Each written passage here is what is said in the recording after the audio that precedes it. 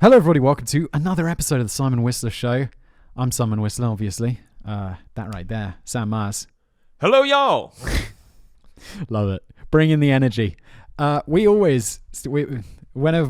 start recording, we listen to some music to both amp us up and also to give our producer Bruno something to sync. Thanks, Bruno. Things together, so he doesn't dude. If I didn't clap before, Bruno. There you go. Little peek behind the scenes there, everybody.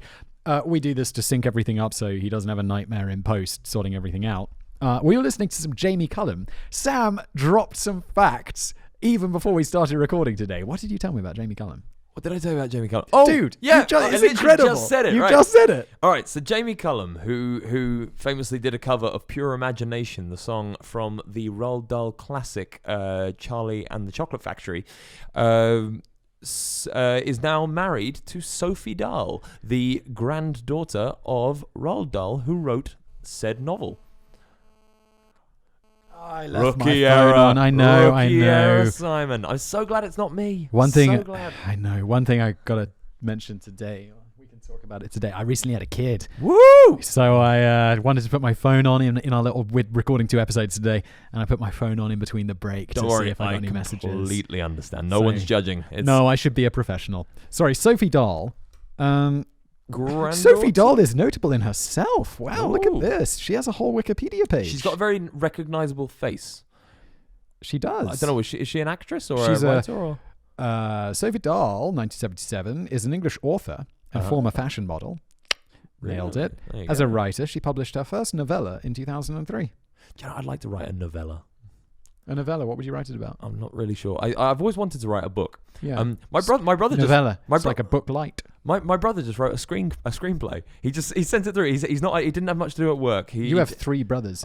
I know one of them works for WeWork.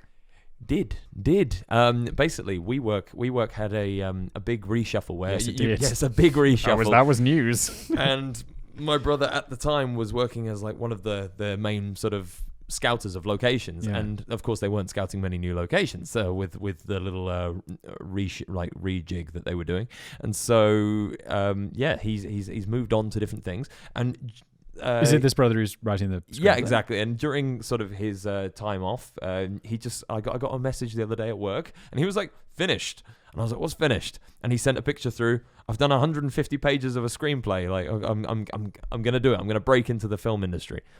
So that's a shift. Yeah, big shift. Good luck to him if you read his screenplay. I've asked for it. I've asked for it, but he hasn't sent it through yet. So hopefully it's for a film or a TV series. Yeah, film. Yeah, wow. He's always said he'd write a film. Holy shit! I mean, good luck. That's it. My dad wrote a film last year, so now I need to write a film. What? Yeah. Okay. Yeah. All right, go for it. I mean, I'm just gonna do it. It's become family tradition now. That's pretty cool. I used to do a podcast where I interviewed authors. And they'd always get, I think, films are complicated because you've got so many different things going on, because they would get options. Like getting an option was, they'd write you a check for like 20 grand or whatever. And then it'd be like, hey, we have exclusive rights to make this book into a movie for like the next 5 years or whatever, or year, or I don't know how long. Yeah. And then people would get, I spoke to a few people who had their books optioned to be turned into movies. And you're like, oh my God, my book's going to be in the movies. And then it's like 99% of the time it never happens, and the option expires, and then it reverts to you, or they'll re-up on the option and they'll want to continue, having the rights to do it, but they don't do it, and all of this stuff. Is that how it works, yeah? Yeah. Oh, that's interesting. I didn't know that. Because I've only ever known people that have written scrolls to be made into films. That have been made into... I don't think this is the norm. No, I mean, all best of luck to your brother. That sounds terrible. No. Like, because my dad as well, he did the same thing, but he was like finding funding for making the film. He himself. Wrote they funded it. It was a local film, but apparently, this has been it's actually made? really quite good. Yeah. Wait, what? Yeah. So how do you not know if your dad's film's good? Because it's not come out yet. It's not through post production yet. Holy shit! Wait, this is way different. You're like writing a screenplay, like John My Barista has written a screenplay, but having a movie made is a way different deal. Yeah, well, because my dad basically. Wait, what's your dad's job? So my dad's done a whole load of jobs. He was a salesman. He was a hotelier and a restaurateur, and then he basically went, you know what? I want to be an actor. I want to be an actor. So now he's doing panto and theatre and everything like that. But there was like a period that he wasn't getting much acting work, as is the norm for an actor. And he decided, right, you know what, I'm just going to write my own stuff because people aren't taking me for their stuff. Very much the Rocky Balboa story. And so Sylvester Stallone wrote the part for himself. Yeah, so no, I know the story. Wrote, it's inspiring. It is inspiring, and that's very much what he did for himself. He said, right, I'm going to write a really good movie, and it's going to be about, I think it was about Chelsea pensioners, who are, I wish I could tell you the full story of what it is. Once I've seen the film, I'll let you know. This is so crazy. That's so great. And they went in, they managed to get together a team of like 35, 50 people, and they filmed this movie. Who paid for it? It was partly crowdfunded, partly privately What's it funded. called? Oh my God, dude. The Chelsea pensioners, I think. No, Falkland Square. Falkland Square is what it's called. And basically, it's about a guy who came back from the war. He suffered from PTSD, and then his dog got ill, and he had to raise some money for his dog or something like this. I've not seen the film. I've not read the screenplay, so I'm waiting for the film to be. Your dad's name is Russell. It is. It's on IMDb. Yeah, he's got an IMDb page. Oh. That is absolutely amazing. Yeah, so hopefully, apparently it's already like got some interest for like sort of fringe festivals and things like that. I think so. This is all sort of up in the air, but as soon as it's available to the public, I will of course push it so that everyone can have a look at it. Falkland Square, I've got it here. There's no trailer, but there's a still, which is a bit blurry.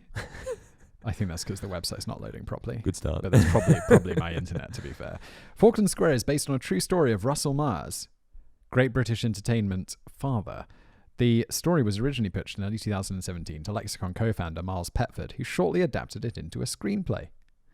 How great is this? There you go. My dad's one of the main writers on it, so it's actually quite cool. It's one of those like passion projects which has come to fruition, and it's really nice to see that, because so often with these sorts of things, especially actory things, like I know that, for instance, Dad was he was sort of casted in to be small roles in some very big scale films, because we live not far from Leavesden, so like all those sorts of films, like I'm not sure I'm allowed to say the names, but sort of the big English made movies, and just small roles and things like that. But 99% of the time it just doesn't happen. You just don't get they'll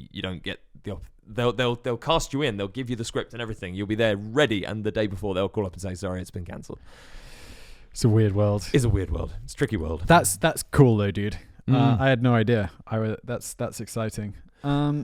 You've got something here that I'd like to talk about. I feel we should jump into some facts. Let's talk about some facts. I think we're going to jump into the hipster world today, aren't we? Wait, hang on.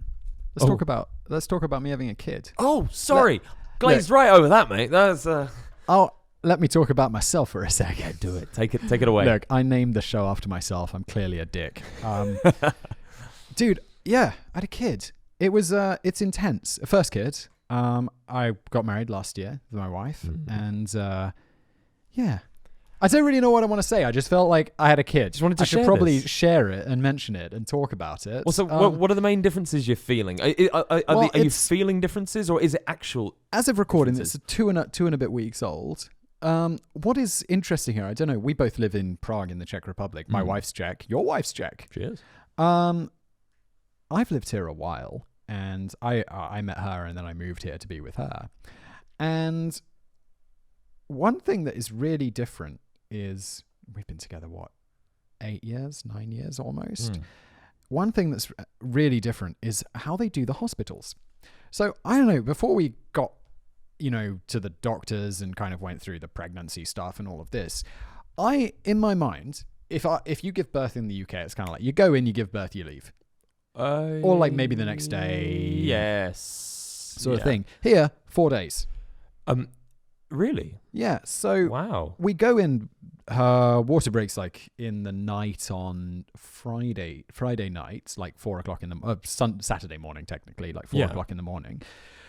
So we go into the hospital, and we knew this, but the contractions hadn't started or weren't really feeling them yet. Yeah. So we quickly gave it a Google, and we were like, okay, if your water breaks and you can't feel the contractions, don't wait. Just go into the hospital to make sure everything's fine. Yeah. So go into the hospital, they check everything's fine. It's like 9 o'clock. No, it can't be. It feels like it was a long time. But I was just, because I couldn't go in. Oh. Because there's like the ward where it's not your, because it's where you go before you get put in the area where you're going to give birth. Yeah. Like in What a do they call it? separate room. Triage or something, like kind I of don't figuring out know. who's going where. Whatever it was, but the important thing is there were other women in there who were Okay. in the same stage of Yeah. delivery, and so the husbands or partners can't be in there. We're all with- just in the other room panicking. Well, I was the only one there. It was really empty. Really? But there was one other woman who was in there, and I don't know where her husband was. But I couldn't go in because it was Okay, you yeah. know, it was a lady ward confined rather area, than yeah, a yeah. private room. So yeah, and then they came out and they were like, "Yeah, you may as well go home because it's going to be a few more hours until anything happens." I live 5 minutes walk from Yeah, the hospital. okay. It wasn't like I'm going like a big old drive. See you later. So we go in, and then I leave, and I'm just like hanging out at home. I'm like, yeah, I'll just do some work, like hang out. It was kind of weird, and I'll just wait for a call. So at about 3 o'clock, I'm like, you should come now. So I come back, and then there's like the delivery room, and yeah, birth is intense. It's intense. I don't know a better way of describing that. It was an intense experience for me. I cannot imagine this sort of intense experience that this was for my wife. And then we have a baby girl. Anna Whistler is the name. Congratulations. That's amazing. It's good. And I'm so happy for you. This is great. I'm sure the listeners and the viewers will be cheering for you as well. They've been following you for a long time, and this is a great bit of news for everyone. So congratulations. yeah, it's dude, it's exciting. And it's a little person. But Isn't that bizarre? You've got a little person now. yeah, what I want to say anyway was the amount of time they keep you in the hospital is they want the baby to gain weight. Okay. So So is this 4 days after? so we were Okay. she gave birth on Saturday evening. So it was about I don't know, 4 a.m., 4:30, 5, I think was about when we went into the hospital. And then I was out. I was out of the hospital because I can't stay there at I think 11:30, 12 that night, and that was like two hours after the birth had happened. And then you get put in a private room, for like recovery, and yeah. So then that was Saturday night, Sunday night, Monday night, Tuesday night, Wednesday night. So 4 nights in the hospital. That's a long time in hospital. But it's great. Yeah. Like this is so good. And my wife's also like, this is so good. Because on the first night, you can choose whether you want to have the baby there in the room with you or if you want it to go in the ward and the nurses will look after it. That's good. And I was like... So you can get sleep or you can... Exactly. Yeah. So I was thinking, a lot of people, you'd be like, I want to be with a kid. And I don't know, I'm There's your wife going to take it. yeah, I was like, I'm a super logical guy. My wife's not quite as massively right-brained as I am, but fairly, a very logical woman. And she was like, no, I need some sleep. Huh? You can look after the kids and then bring it in the next day. Her in the next day. Bring it in. On the phone with my dad the other day. You should stop calling your kid an it. I was like, no longer an it. It's weird. It's just it's so weird. It's a very cute blob of shitting and pissing and crying. So that was Thursday. We get out Thursday morning. I go pick her up in the pram and all of this stuff, or Americans call it a stroller. I think Stroller. Yeah. Anyway. Yeah. Go home. It's been a week and a half since that, and kid's fairly not fussy, which is nice. We started giving it some vitamin thing, and it doesn't seem to agree with her tummy. So that's been a bit of a problem in the morning. It's been a learning curve for you. Very quick. So, very quick. Apparently there's some alternative vitamin you can get that doesn't have something in it that apparently does upset babies' tummies, and she seems to be one of the ones that is. But it's fine. And I don't know, to be fair, it's more on my wife because she has to breastfeed the baby every 4 hours. And I'm just like, okay, I'll make you some tea. Yeah. Well, okay, so this is actually what I wanted to let you finish your story and then we'll jump back. Just because... Yeah, this is a show about facts. So No. Not even. It isn't. It's like it started in a really good way for me because my parents are screenwriters and my mum is a midwife. So I did know that. There you go. Yeah. But she always says that for men, it is almost far more stressful than for women because men during labor can just see the woman that they love in pain because of them, really. Like it's like I did that to you. I did that. So it's like it's because of them, and there is absolutely nothing that you can do to help. You're there physically only as support. Like there is nothing you can do. I didn't find that. Did you not? No. Did you push a little bit as well? You're like push. I just went. All I knew is I'm just in full support mode. Yeah. It's like Whatever you need. my emotions, my feelings do not matter right now. Yeah. All I am is like full support mode. Whatever you need, wife. It's happening. That's what you're getting. Yeah. Squeeze my hand, push that baby out. The nurses and doctors in the hospital were fantastic. It was, I wasn't stressed. I was like, and to be fair, there were no complications with the pregnancy. Which is great. You have all of these tests nowadays. It's crazy. Not crazy. It's fantastic. Like, you're like, okay, the baby's facing the right way round. It has no genetic diseases, all of this stuff. And you're like, okay, the chances of something going wrong are fairly low. Yep. And so I wasn't, I'm super logical.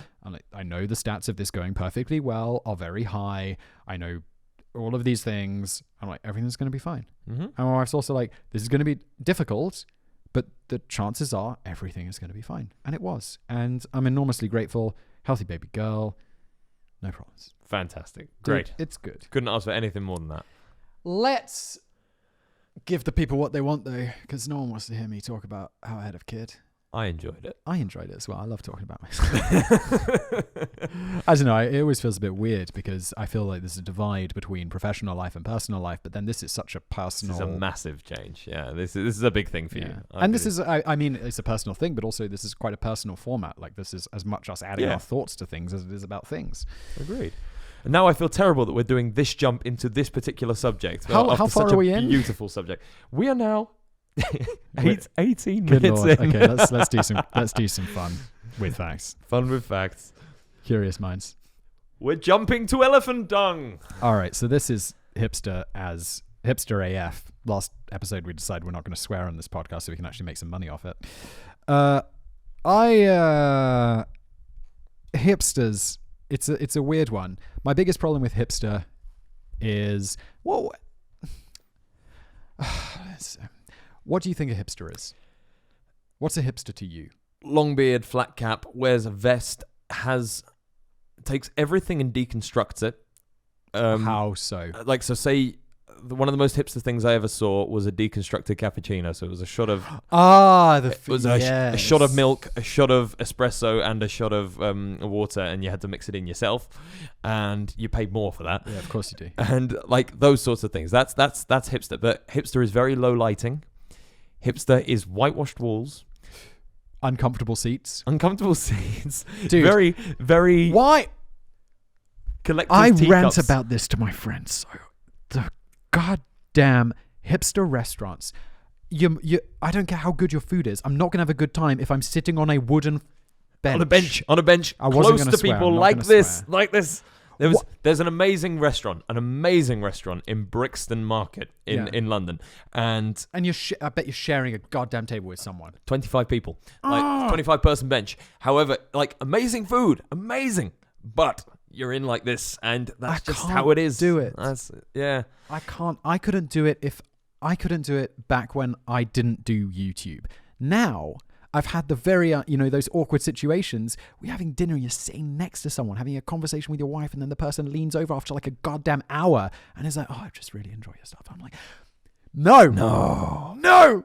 What did I say? And I'm sure I'm bitching about something, or I'm complaining about something, or I'm being a dick because human. it's my natural state. But no, I hate it. And it doesn't happen that often, but it happens enough for it to be like, oh, okay. But didn't you locate some really, really hipster lamps, hipster bulbs? Didn't you? Edison bulbs. Yeah, I have some around here somewhere. You got some really low-level hipster bulbs. I have to say, my whole apartment is pretty low-level lighting because it's more comfortable. It is. But also, hipster is also fluorescent white lights and like industrial. This sort of it's the breakdown. I think like hipster is the breakdown of everything. So like hipster, it becomes hipster when, for instance, this table we're on right now is quite hipster. Like this here could be put into a restaurant, in a hipster restaurant, and people would be like, oh, I like this. This is hipster. This is true. For those audio listeners, we're sitting at a chipboard varnished table. Yeah, I sprayed my logo on it as well. Oh, do you spray that? Yeah, Yeah. Nice, very I good. did this myself. A bit of DIY. Not really Don't to be you feel proud so of. It's- manly when you build I something? did, yeah. I do like, dude, I building love like building unified something. furniture is like my Oh, main yes. activity. It's like, oh yeah, 47 steps. Hell yeah. Okay, let's talk about the most hipster thing that I have ever seen. Okay. Other than get some cushions in your restaurants. I can't stress this enough. I'm going to use my platform to be please. I really like it. Also, while you're at it, put a a cloth on the table. And I don't want my serviette to be a bounty roll of kitchen roll. I want it to be a goddamn serviette. Okay, so a couple visited a game reserve in Africa. Oh yeah, you brought it up. Okay, Yeah, it is. Yeah. and they were like, "Okay, look at that elephant. It has this crap. Let's turn that into a gin." And it's called African Botan. The gin's not called African Botanicals, but it's made with African Botanicals. Were they? Sorry, I got my facts wrong. It says a South African couple is now bottling gin. I thought they were visiting Africa, but I guess they're there. Critics, so I was like, okay, it's a gimmick. Definitely a gimmick, right? No, not at all. That was your initial reaction? Not at all. You didn't think it was a gimmick? Do you think cat poo coffee is a gimmick? Yes. Civet coffee? It's not a gimmick. Well, I know it's not a gimmick. Definitely sold as Well, like we one need of to those define a expensive gimmick. coffees in it. Yeah. I know.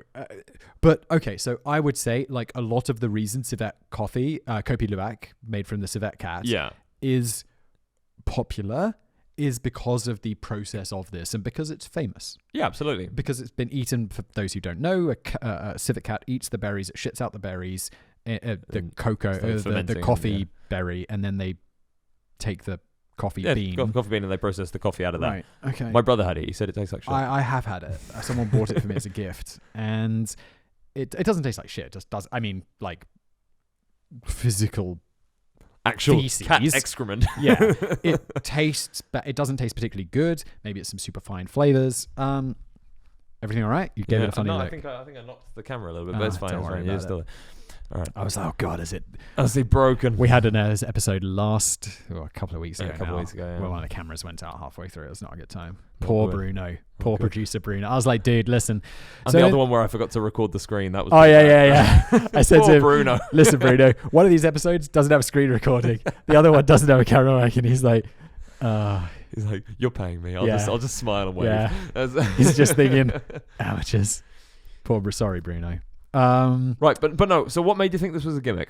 Because for the same reason the cat coffee's a gimmick. Because if you're making something out of poo, Yeah. you- It's a gimmick.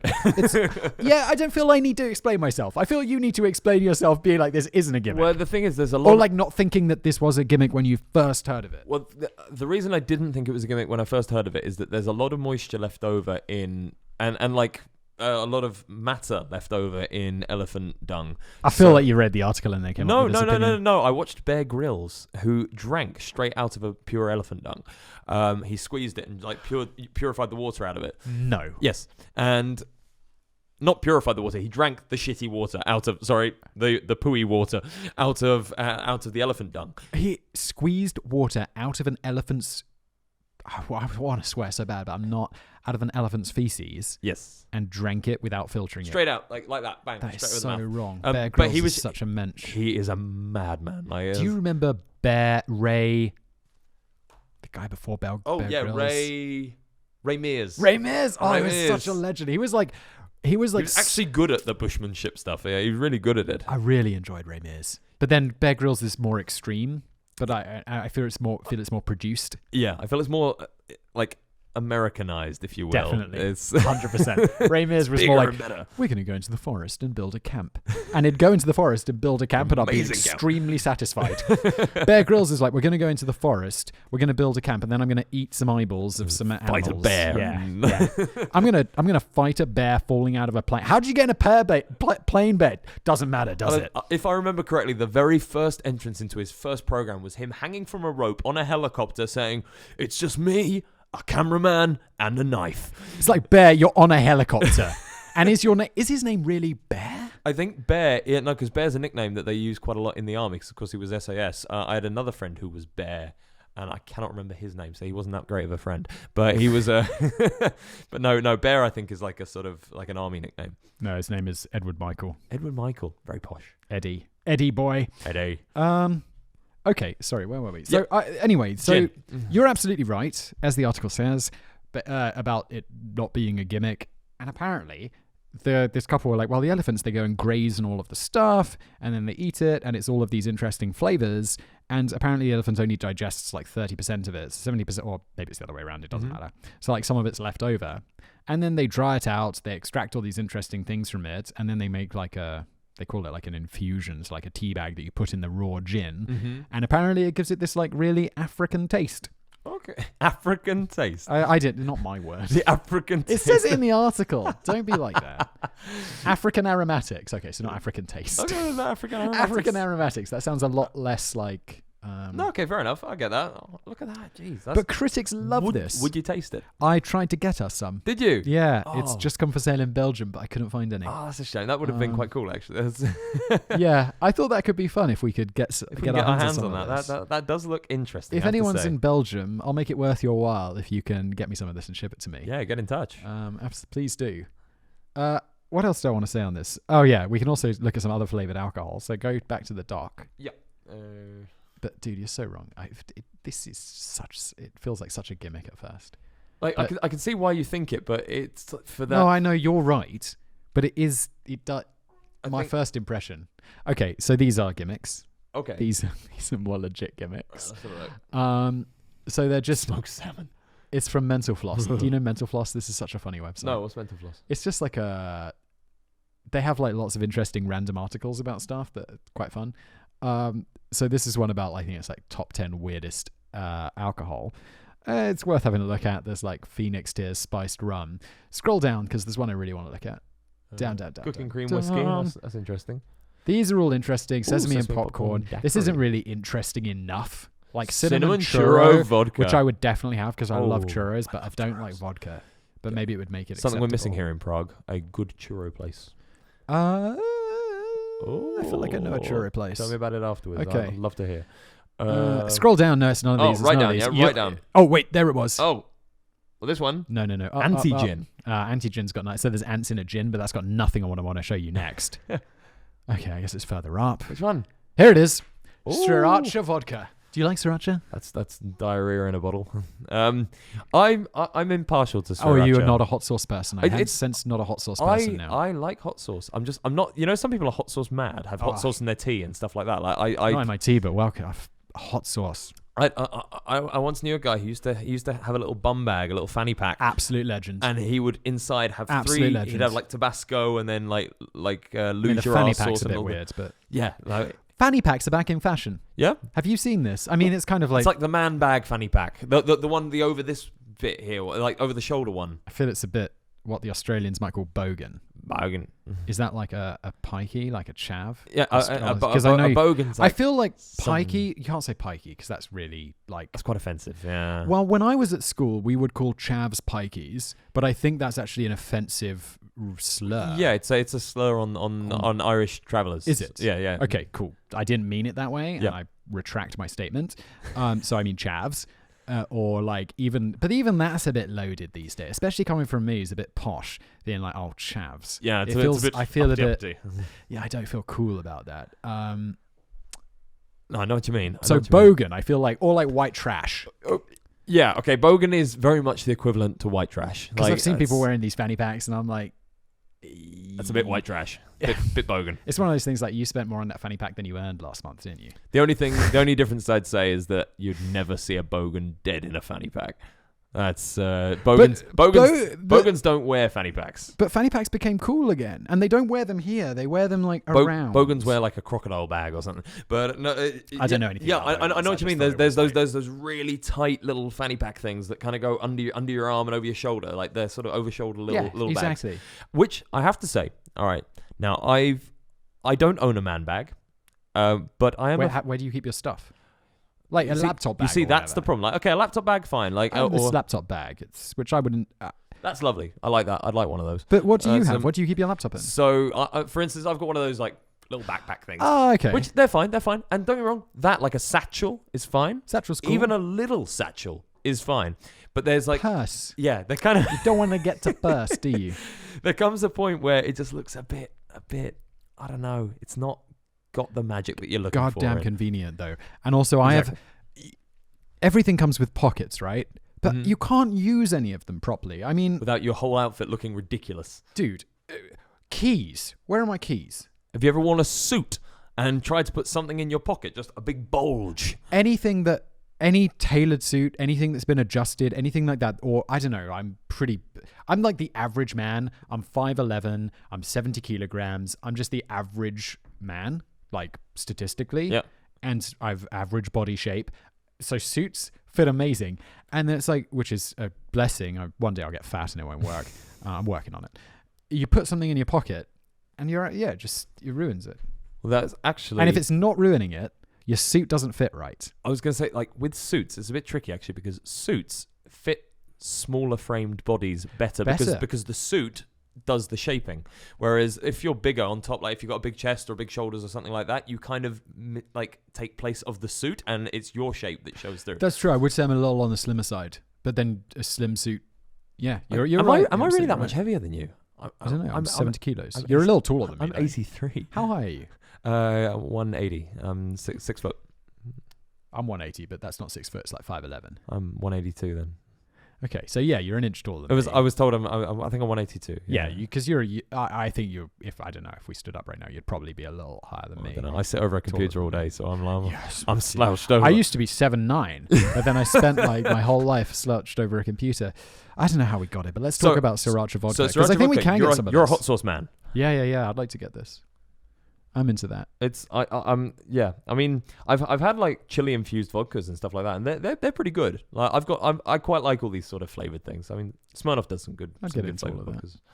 Anyway, Yeah. Final one. I know this topic's going on. Go back to the doc. Back to the doc.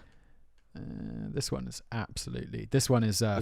from comedy to horror. Oh my goodness. Yeah. Okay. So this is an actual fact. rice wine, baby mice health tonic. So this is a Chinese drink where just scroll. Oh, there it is. Oh my god. So they take freshly born mice alive and they put them in this rice wine and then they let them ferment, and the Chinese think it's good for your health. Jesus. But the Chinese, they also like the rhino horn and all of this stuff. Well, Chinese, they eat baby mice and things like this live. Like they'll put them on your plate, and then, like it's so hard to comprehend with China as a whole, with like their eating habits and things like that. They just have such a different mentality to animals in terms of like food than we do. Like it's just some animals. Well, no, like things just because they eat dogs. No, that's not what I mean. Like things like, would you eat a live baby mouse on your plate? No. Like I don't think I'd eat an alive anything. Yeah, well, there you go. That's a delicacy over there. Like things like fish, they like their crabs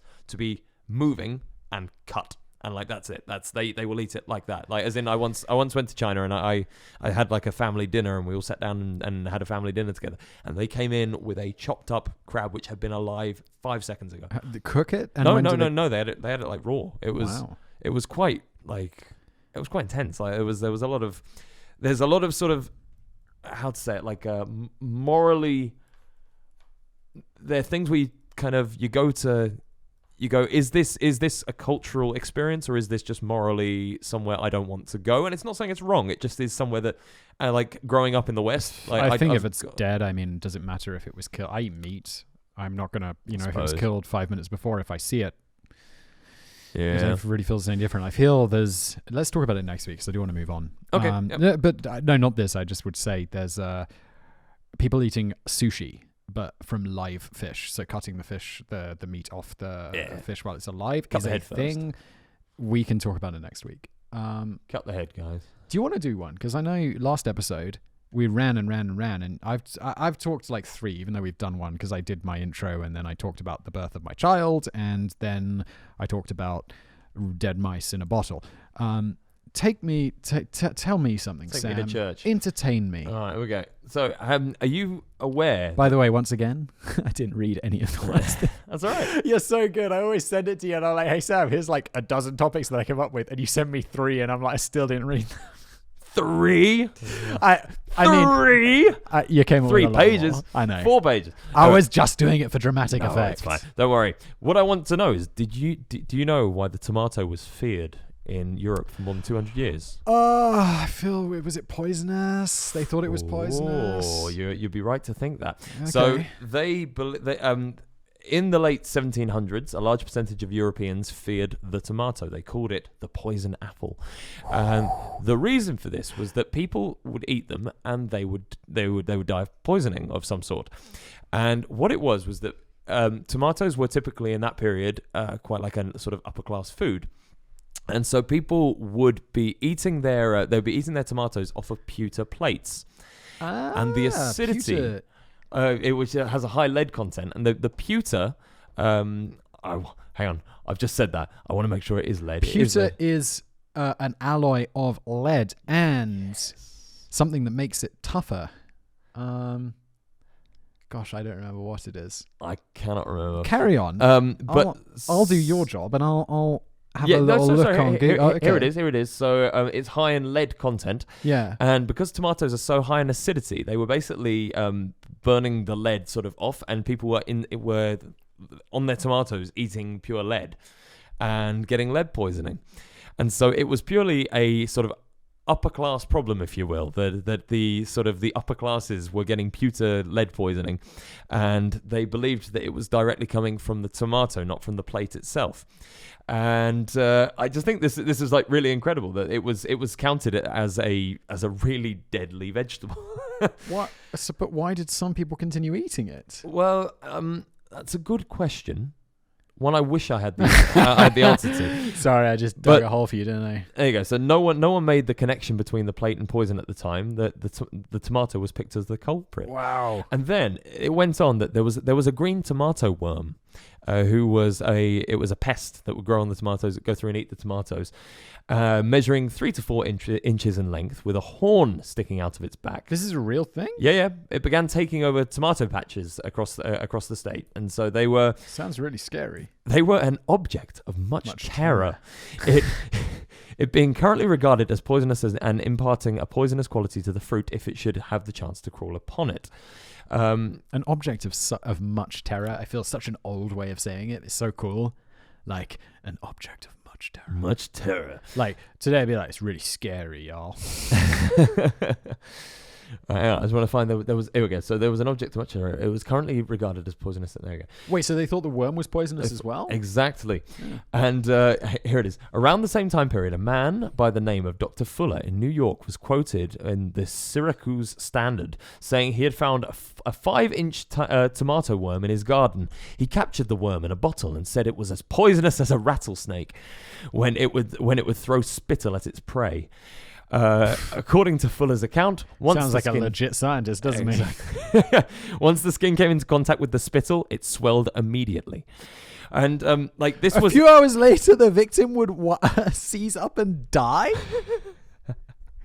Okay. But this was a real fear. Like this wasn't like a small localized thing that there was a breakout of something in one area. In across Europe, the tomato was a feared vegetable. It was the poison apple, mostly due to lead poisoning. And it wasn't until let me find the date. I think it was in the early 1900s.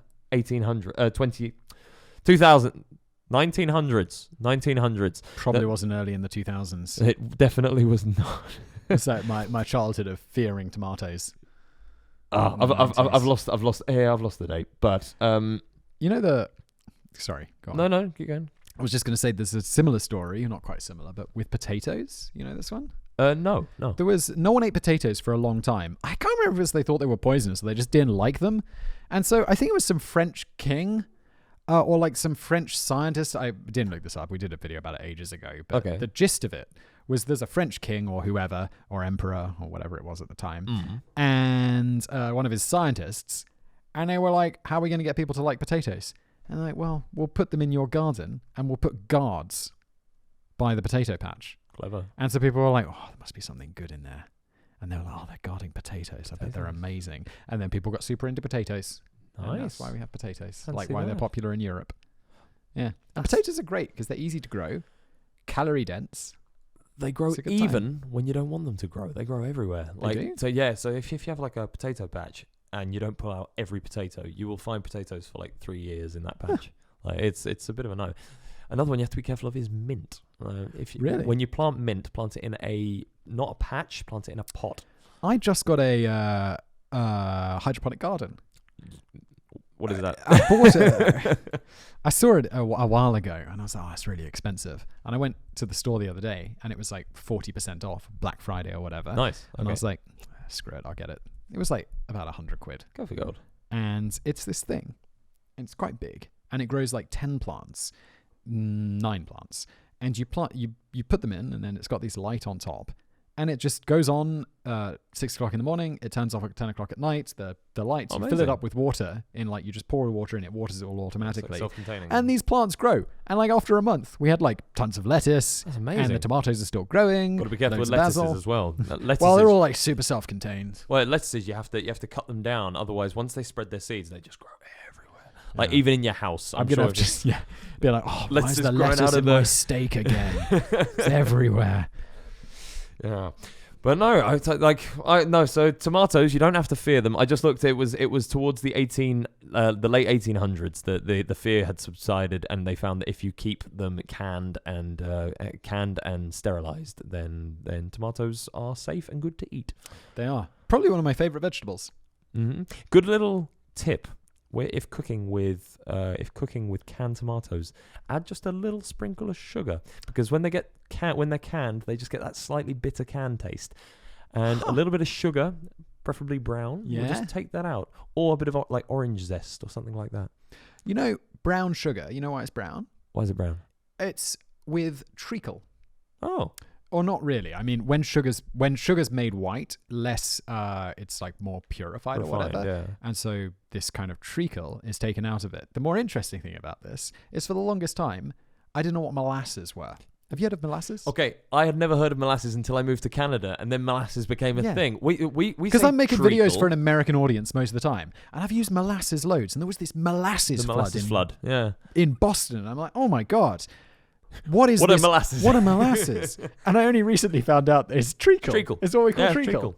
Yeah, no, It's quite delicious. do you remember treacle pudding? Yeah, God, dude. Treacle Oh, pie. Oh, God. We always record this on like Monday evening. Always so hungry. And I'm so hungry because we don't get done until 9. And then I'm like, oh, God. And then by the time I get home, it's like 9:30. I'm like, oh, I'm not really hungry anymore, am I? Yeah, I do exactly the same. It's I go and past. eat a piece of bread, and I'm like, oh, all right, I'm done. But Listeners, would you object if we like just ate during this point? Just ate our dinner. Just full on like ordered a Uber Eats.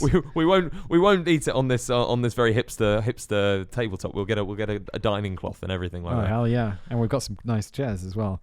I have to say, since having that kid, doing a lot more, because we used to go out for dinner a lot, like 2 or 3 times a week. And now we order a lot of Uber Eats. Do you? I've never used Uber Eats. Oh, dude, I was Ever. really my first experience was terrible, and it's got substantially better since then, and now I'm quite into it. I think till the end of this year there is free delivery. Only Was it on birthday? something. Was it? I can't remember. Then they do it so like last week you get burgers delivered for free. This week you can get noodles delivered for free. Fantastic. I want to jump over to another subject, Simon, if we can. Hell yeah! This is an interesting one. All right, we're going to jump down. Well, I've got another You're one. doing We're gonna another save it. subject. Oh yeah. I'm just going to put my feet up. Put your feet Excellent. up. Yeah, jolly good. Do you know the significance of November the 9th in Germany? Okay. All right. Try and have a think. November. The war ends on the First World War ended on 11th of November. Mm-hmm. I asked you about the 9th. I know. It's 2 days before. Come on. All right. So this actually kind of blew me away, and I really hope it's correct, because now that I'm saying this with a microphone in front of my face, I checked it on Wikipedia, but I didn't like double check it, so I hope it's completely correct, but I'm sure it is. November the 9th in German history has had huge significance, in that it's been the date of tons and tons of large events. So it started with Robert My Bloom's... coincidence bells are ringing. Well, Robert Bloom's death in 1848 was the first major event which took place on November the 9th. So he was a democratic politician opposing the rule of the people over another, and so resulting in the execution opposing Prussian rule. There we go. We'll just open this up. Okay. So he was opposing Prussian rule, and he was killed. He was executed. Then Kaiser Wilhelm's abdication on 1918, November the 9th. The outcome of the November Revolution movement to the monarchy and to the democracy. So he abdicated, and it became a democracy. Then Einstein got his Nobel Prize on 1922, November 9th. It's pretty good so far. Okay. It's all going well so far. Then the Munich Putsch, I think that's pronounced, in 1923. So this is really interesting. I'd never heard of this before. Have you ever heard about the Munich Putsch? Is this Nazi? The one that was done before the... Exactly. Yeah. So without sufficient preparation, Hitler simply declared himself the leader in Munich, in Bavaria. This is a bit of a joke, wasn't it? Well, yeah. So Hitler marched through Munich and was stopped by Bavarian police who opened fire. He was shot at. Yeah.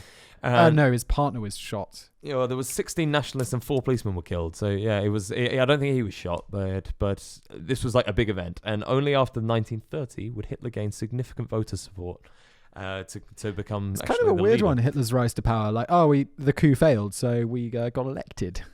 Yeah, I mean Hitler. The journey of Hitler itself. Right now, I'm watching World War II in color on Netflix. I recommend it for absolutely everyone. It's amazing. Yeah. So they've taken all these old videos and digitally re-enhanced them so they're colored, and there's videos from all over the world. It's like European war history, American war history. It's all the Japanese sort of boats and everything like that. Amazing. Then, so after the Munich Putsch, there was the Kristallnacht, of course, the horrible day when the Nazis began to killed hundreds and thousands of Jews and began cleaning out the ghettos and moving them into Nazi concentration camps. Over 30,000 Jews were arrested, and many of them later died in concentration camps on that day. Was Kristallnacht also the one where he got rid of his... No, that was the Night of the Long Knives. They all have these... I'm not sure. Oh, where Hitler killed all his enemies and a bunch of the SA and the SS kind of took over. Because there are 2 of them. I always get confused between the Night of the Long Knives and the Kristallnacht. The Kristallnacht is the most... This is the one chilling, just the most chilling scene ever, and I think it was portrayed very well in the movie. What was the movie? The one with Liam Neeson, Schindler's List. Oh yeah, that was truly shocking, intense movie, long but good. And then there was the fall of the Berlin Wall in 1989, also on the 9th of November. And it's now been given a name. Actually, the term. Where is it?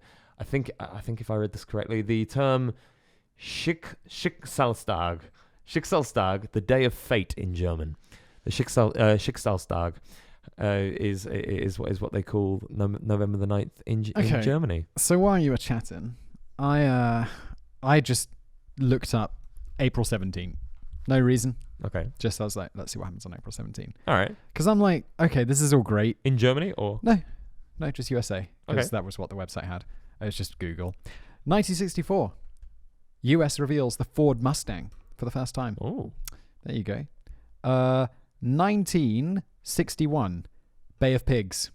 Bay of Pigs, that's a big event. Yeah. 1962. Oral polio vaccine for the first time. It's the first time it's ever used. 1969, the assassin of Robert Kennedy is found guilty. He wasn't sentenced to death. He's still in prison, I think. Really? Still alive, Sirhan Sirhan. Yeah. Wow, amazing. Made a biographics video about him and Robert Kennedy. And then Apollo 13, after its crisis, splashes down in the Pacific, April 17th. There's some other stuff, some organ donation stuff, some politics stuff. I think you've only got 365 days, haven't you, in a year? Exactly. And did you see that movie, The Number 23, with Jim Carrey? Kind of average movie, 2 decades ago. I didn't know. Where he just gets obsessed with the number 23 and he thinks it's everywhere.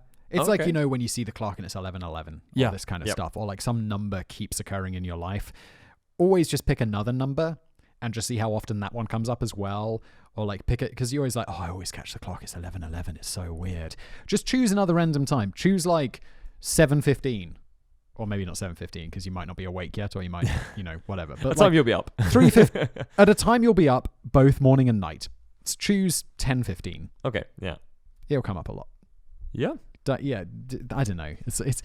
I don't know. And I mean, to be fair, you're not saying that there's any weird, like, spiritual thing going on. It's I just love that in this particular German case that it's become such a part of their history that they call it the Sechsaltag, like the day of fate. Sechsaltag. I think it's the Sechsaltag. I read it and then I've kind of closed it, so I can't check it. But no, I think it's just. Those are some big events that will happen. But it is true what you're saying, that it could be any day and there will have been big events which took place on that day. So always, dude. You want me to tell you something? Tell me something. How are we doing for time? We're 51. 51 we've been going. Let's do one more? Yeah. Do you want to do one? Yeah, this is not a super long one, but it is super crazy. Oh, and it uses props. Oh, do we have props? Oh dude, hell yeah. I might not read your stories. But I am prepared. Prepared props. Sort of. Let's start with gold. Gold. Okay. Gold is really heavy. Okay. You must know, gold's heavy, right? Yeah. But we're a lot of gold. We don't really have much interaction with gold. Like, you might see, okay, so, this is a wedding ring and it is made of gold. Okay. And it feels light because it's tiny. Mm-hmm. But relatively, it's very heavy. There's some interesting... Do you remember last episode where I had all those facts about the sun being loud? This one's also got lots of numbers, so I got my notes.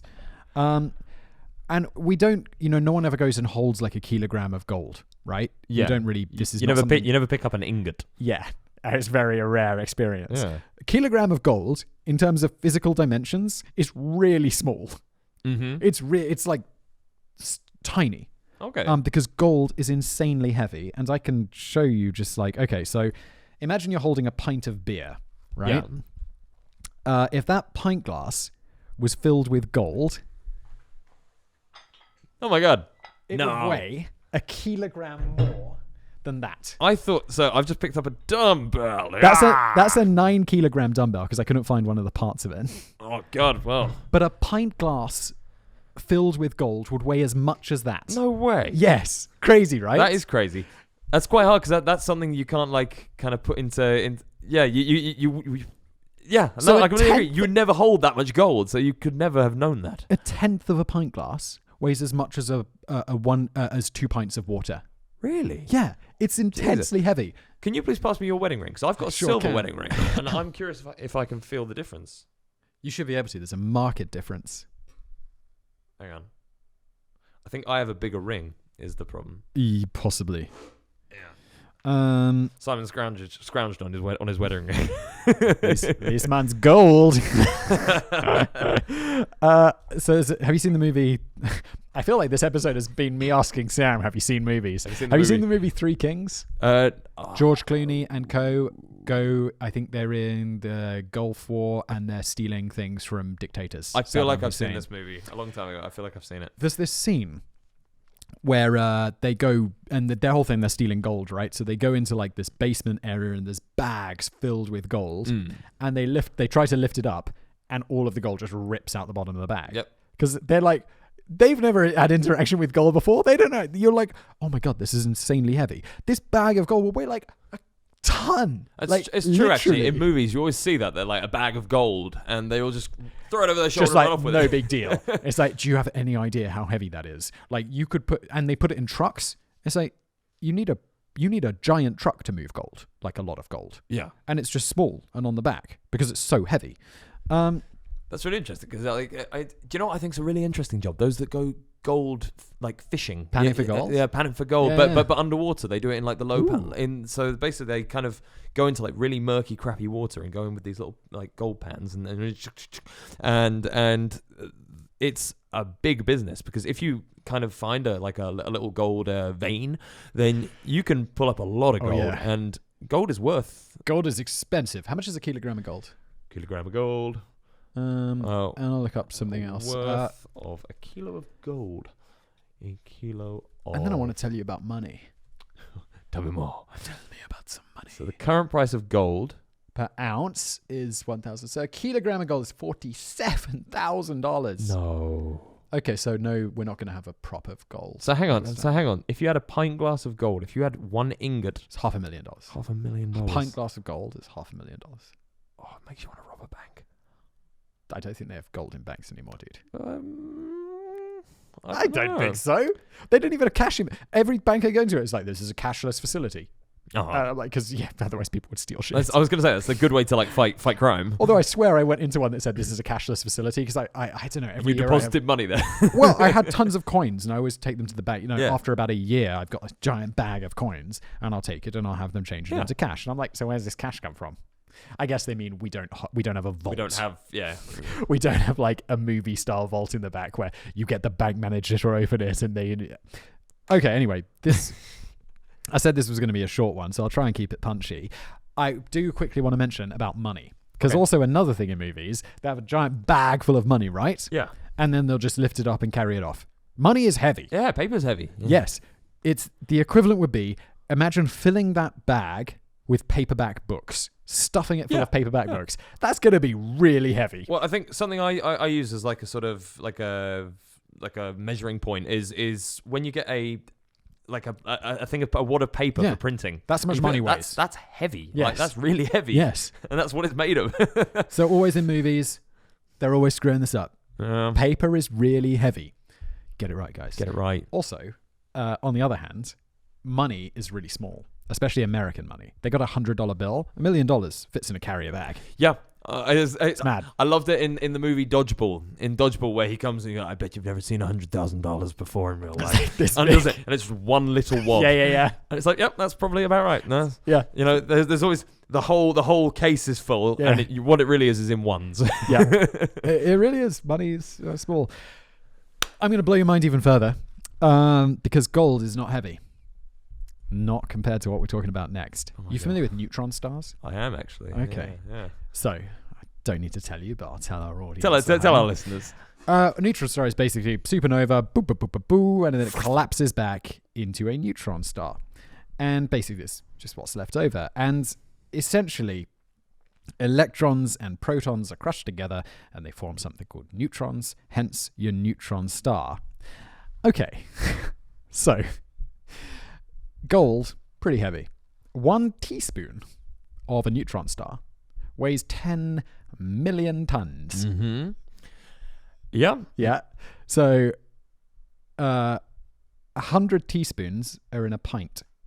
So in a pint of a neutron star, if you got a pint glass of neutron star, it would weigh 1 billion tons. Doesn't mean a lot to us. I'm going to give you some, going to break that down a little. The Empire State Building, in its entirety, weighs 365,000 tons. Okay. So, how many Empire State Buildings fit in weight of Empire State Buildings fit into that pint glass? So, hang on, it was 350,000. How much was the neutron star? Was 10 million tons per teaspoon. I'll just tell you. Too late. Yeah.